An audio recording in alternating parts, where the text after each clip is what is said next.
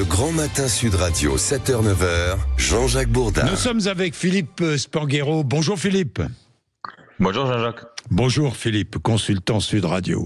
Spanghero. Ah, ça me rappelle tellement de souvenirs. Spanghero, Walter. Et Philippe, tiens, j'en profite pour raconter une anecdote.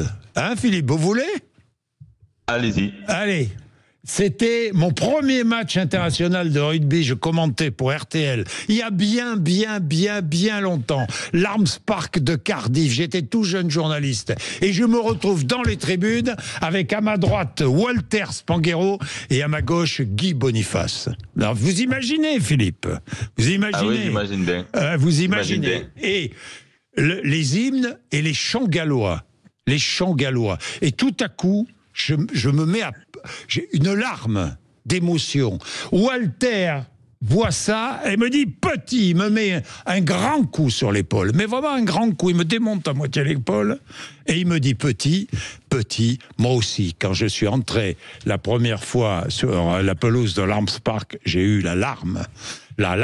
Voilà. Bon, voilà. Parenthèse refermée, Philippe. C'est de beaux souvenirs. Parenthèse refermée, Philippe. Dites-moi, on aura la larme demain soir parce que quel match, hein? Demain, c'est une très grande affiche qui nous attend. Bon, d'abord, ce qui est assez rare ces dernières saisons dans le top 14, c'est que ce sont les deux premiers de la phase régulière et qui ont assez largement dominé, qui se retrouvent en finale. Mais surtout, l'histoire est renforcée par cette confrontation qui a eu lieu il y a quelques semaines en demi-finale de Champions Cup, où l'UBB a su venir à bout du Stade Toulousain, est allé au bout de cette compétition, championne d'Europe. Et donc, le Stade Toulousain est confronté à une équipe qui a un nouveau statut et qui a su les battre 3 fois cette saison. Et oui. Deux fois en phase régulière parce que l'UBB était venu gagner sur la pelouse d'Ernest Vallon. On sait que c'est toujours un petit exploit. Ils s'étaient imposés aussi sur leur pelouse contre le Stade Toulousain en phase régulière.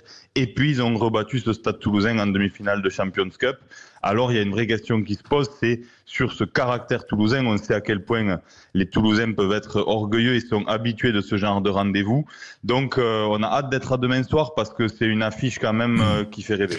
Mais entre nous, si on regarde froidement ce match, l'Union Bordeaux-Bègles est favorite. Hein. Franchement, c'est une équipe qui paraît... Moi, j'ai vu la démonstration face à Toulon, qui n'est pas une petite équipe, mais c'est impressionnant, hein. C'est-à-dire qu'en fait, si on regarde les dynamiques, si on sort du cadre de l'histoire toulousaine, de sa capacité à gérer ce genre de rendez-vous, sur la dynamique des dernières semaines, en effet, l'UBB est devant.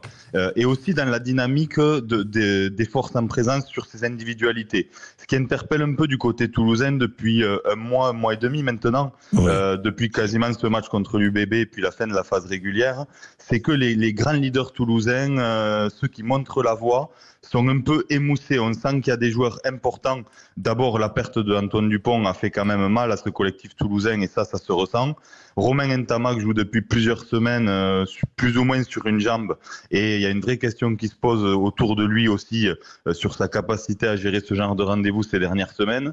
Voilà, 2 maillons essentiels du Stade Toulousain, un qui est plus là, un qui est en difficulté. Et puis ensuite, vous avez des joueurs importants comme Julien Marchand, Meafou, qui sont de grands internationaux, qui depuis quelques semaines ont quelques difficultés. Et en face de ça, vous avez l'UBB qui a l'air en pleine possession de ses moyens et sur une dynamique, notamment dans la dimension physique, très différente, où tous les grands leaders, Maxime Lamotte, Jalibert, Lucu, Penaud, Bielbiaré qui va revenir certainement pour ce match, sont tous au rendez-vous. Donc voilà ce qui fait dire que l'UBB a l'air plus sûr d'elle et de son rugby en ce moment. Merci Philippe, merci. Sur l'antenne de Sud Radio, la radio du rugby, émission spéciale ce vendredi à 19h et samedi, émission spéciale dès 18h avec toute l'équipe des directs de Toulouse, Bordeaux, de tout le sud-ouest, de la rue Princesse, fief du rugby à Paris, du Stade de France.